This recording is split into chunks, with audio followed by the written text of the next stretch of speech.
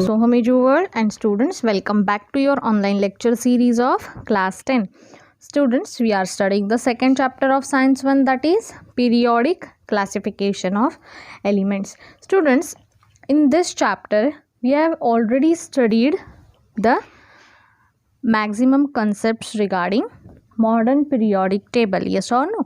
In last lecture also we have studied the structure of modern periodic table, in which we have seen the total periodic table is divided into 4 major blocks. Then we have studied properties of groups. Also we have studied the properties of periods, yes or no? And on to that we have studied what are the names for particular groups or for particular periods. The names are on the elements belonging to that group, yes or no? So we have seen that group 1 is known as alkali metals group, then second group is of alkaline earth metals group, likewise 17th was of halogens, 18th group is of inert gases, yes or no? Similarly, periods, first period is shortest period, then sixth period is longest period, second and third are short period, and fourth and fifth are long periods, yes or no? Last period, seventh period is incomplete period. So all these things we have studied, yes or no? So I hope that things are clear to you. Now we'll see periodic trends in modern periodic table. The next concept is periodic trends. Now periodic trends means what? So when the physical and chemical properties of elements in a period or group, elements belonging to certain period or certain groups are compared onto their physical and chemical properties in modern periodic table, certain regularity is observed in their variations. So variation is also showing some pattern, so that is what certain regularity is observed in their variations. Okay, so this is called as periodic trends in modern periodic table. So what is the definition? When the properties of elements in a period or group of the modern periodic table are compared, certain regularity is observed in their variations. It is called the periodic trends in the modern periodic table. Now in this standard we'll study periodic trends of elements with 3 properties. First is valency, second one is atomic size, and third one is metallic and non-metallic characters. Okay, so is this thing is clear to you, students? So before going to start this, we'll see some questions which are on page number 24. We'll discuss that first, okay, and then we'll go for this topic. Now what is first question given? What are the values of N for the shells K, L and M? Students, we have seen these things in 9th standard, yes or no? So K, what is the number of this shell? N means number of the shell. This is the first shell, so N is 1 for K. What about L? This is the second shell, so L is 2, M is 3, likewise K, L, M, N. Okay, so N for K, L, M is 1, 2, 3. So this is the first question. So write down these answers in your book or notebook, okay? Now what is the second question? What is the maximum number of electrons that can be accommodated in a shell? Write the formula. Means what we have to find out? Capacity of particular shell. First shell is K shell. What is the number of this? First. So how many maximum electrons can be placed in this shell? That is the capacity of this shell. Okay, so formula is 2n square. We can find the capacity with this formula 2n square, where n is what? Number of the shell. So what will be the capacity? You can find it out using the formula. So place this 1 instead of this n. So capacity is 2. Okay. What about L? Number of shell is 2. So 2 square 4. 4 2 is 8. Then M. Likewise you can calculate. 3 square 9 2 is 18. 32. Likewise you can calculate with this formula 2n square. Is this thing is clear to you, students? So the maximum number of electrons that can be accommodated in a shell depends on the value of n. Okay, it can be calculated using formula 2n square. Is this thing is clear to you, students? Now what is the third question? Deduce the maximum electron capacity of the shells K, L and M. So write down the capacity using this formula. So first shell has capacity 2, second 8, 18. Likewise you can calculate. Okay, so one and the same thing. So these things are clear to you, students. Now you know that as per the electron holding capacity of shells, 2 elements are present in the first period. So first period contains only 2 elements, hydrogen and helium, yes or no? And 8 elements in the second period. Second period contains 8 elements. So the third period also contains only 8 elements due to the law of electron octet. Octet means what? 8. The last shell of respective element should contain maximum 8 elements. Okay, this is about law of octet. There are few more factors which control the feeling of electrons in the subsequent periods, which will be considered in the next standard. So this is one law of octet. Likewise some different properties are there by which you can feel the electrons in the respective elements. Okay, so as we have seen in 21 to 25, the elements having atomic number 21 to 25. So we have seen that. That's why I have told you to write the configuration. So up to 20 you can write 2, 8, 8, 2. Yes or no? 8 plus 2, 10. 10 plus 2, 12. 12 plus 8, 20. But from 21 you cannot write like this 2, 8, 8, 3. The configuration is 2, 8, 9, 2. Are you getting me, students? 8 plus 2, 10. 10 plus 9, 19 plus 2, 21. Likewise, the configuration or filling of electrons is changing. It is based on some another properties. We have seen that the elements belonging to 3 to 12 groups are transition elements. Transition means what? Whose last 2 shells are incomplete. So you can see here, this is the second last shell, this is the last shell. So these 2 shells are incomplete. So likewise you can observe the further elements. Okay, so first we'll see valency. So valency, we have studied this term. Valency means what? It is nothing but combining capacity. Yes or no?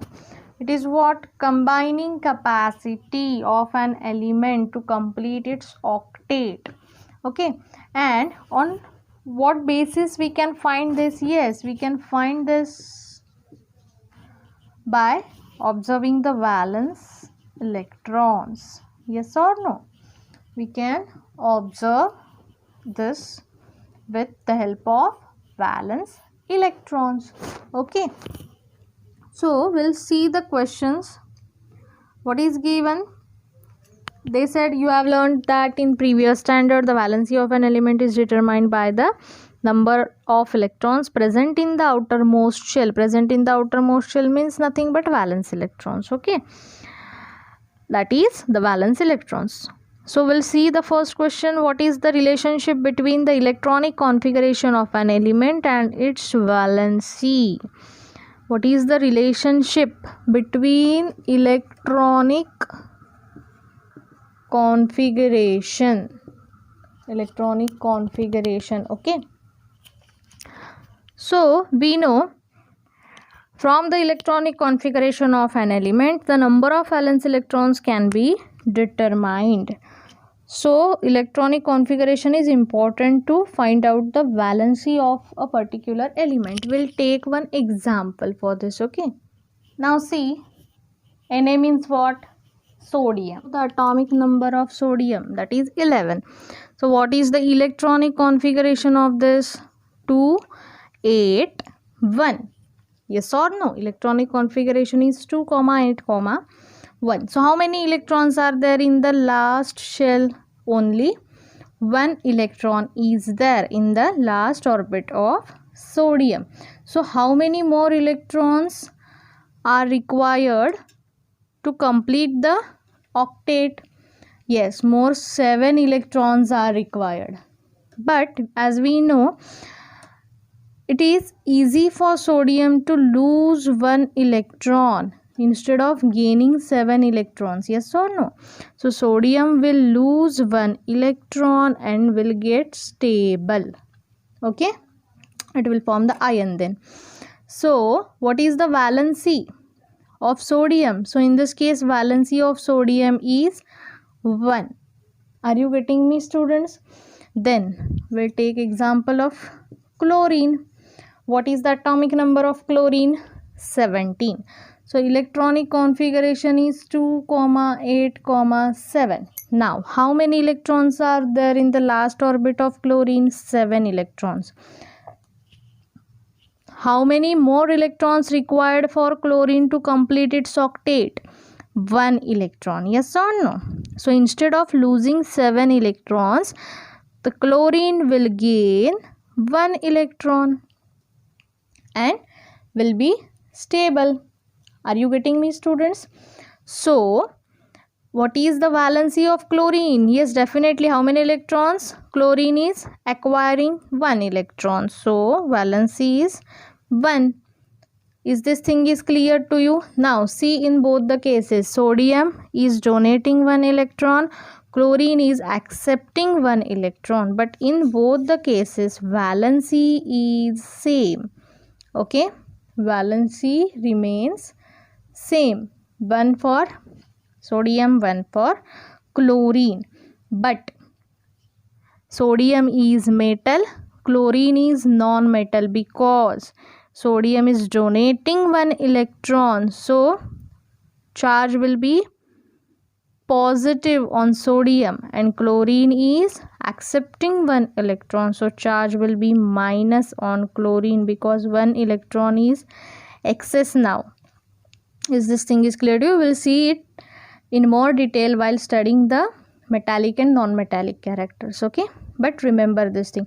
So what was the question? So what is the relationship between the electronic configuration of an element and its valency? Is definitely there is a relationship, because valency can be find out with the help of electronic configuration only, because we need to know the valence electrons, means electrons present in the last orbit of a particular element. So is this thing is clear to you? Okay. Now what is the second question? The atomic number of beryllium is 4 while that of oxygen is 8. Beryllium, atomic number of beryllium is 4 and atomic number of oxygen is 8. Write down the electronic configuration of the two and deduce their valency from the same. So what is the electronic configuration? We can write, first shell contains maximum 2 electrons, so 2 remaining are 2. So 2 2 is the electronic configuration of beryllium. Then what about oxygen? 2 remaining are 6, so 2 6.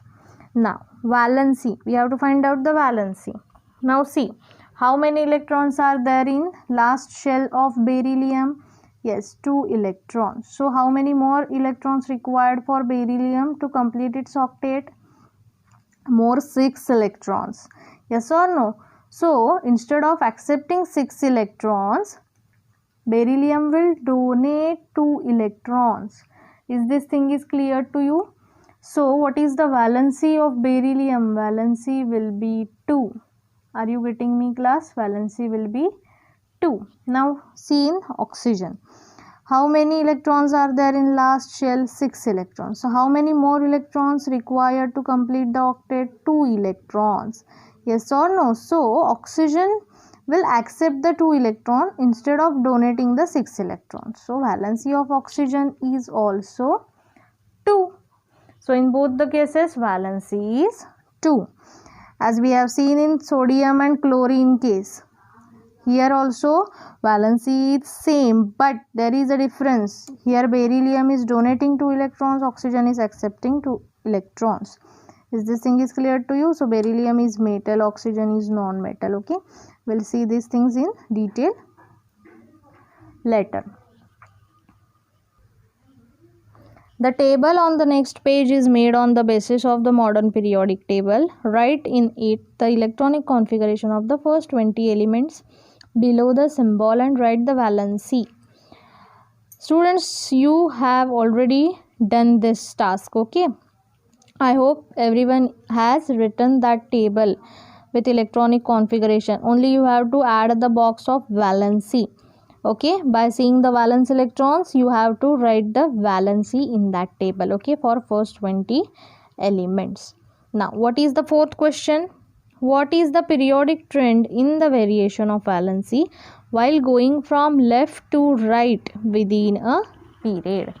Explain your answer with reference to period 2 and period 3. Now we have to consider period 2 and period 3. So see the elements belonging to these periods, period 2 and period 3. So if you see, period 2 contains lithium, beryllium, boron, carbon, nitrogen, oxygen, fluorine and neon. Okay, and what about period 3? Sodium, magnesium, then aluminium, silicon, phosphorus, sulfur, chlorine and argon. Okay, so what we have to calculate now? They ask for what is the variation in valency while going from left to right. So if you see the atomic number for these elements, what is the atomic number of lithium is 3, 4, 5, 6, 7, 8, 9, 10, then 11, 12, 13, 14, 15, 16, 17 and 18. Okay, so if you see the electronic configuration of all these elements, you will observe that, see, I'll write here. Lithium, what is the electronic configuration? 2, 1. What about beryllium? 2, 2. Boron 2, 3. Carbon 2, 4. Then 2, 5. Oxygen 2, 6. Then 2, 7 and 2, 8. Is this thing is clear to you?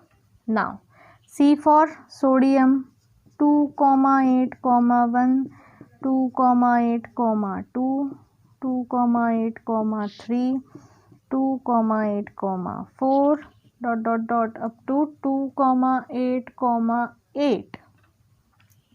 You can observe this configuration. Okay, so what about the valency while going from left to right? See, what is the valency for lithium? 1, because only one electron is there in the last shell of lithium. What about sodium? Yes, 1. Valency is 1.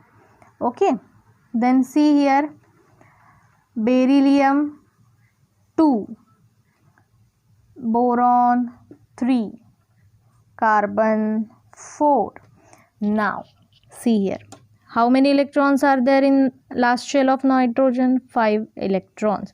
So how many more electrons required to complete the octet? More 3 electrons are required. How many electrons? More 3 electrons are required for nitrogen to complete its octet. What about oxygen? More 2 electrons are required. What about fluorine? More 1 electron. Here this is complete. Yes or no? So what is the valency here? 1, 2, 3, 4 and then 3, 2, 1. We'll see in third period. Valency of sodium is 1, magnesium is 2, aluminium is 3, silicon is 4. Then phosphorus, again for phosphorus electronic configuration will be 2, 8, 5. So it needs 3 electrons. Are you getting me, students? Then 2, 8, 6. So this needs more 2 electrons. Then chlorine, we have already seen chlorine needs 1 more electron to complete the octet, and argon is inert gas, so it is stable. So see the pattern now. From 1 to 4 valency is increasing. From 1 to 4 valency goes on increasing, then it decreases. Okay, in both the periods. For period 2 as well as for period 3, valency increases from 1 to 4 and then it decreases up to 0. Are you getting me, students?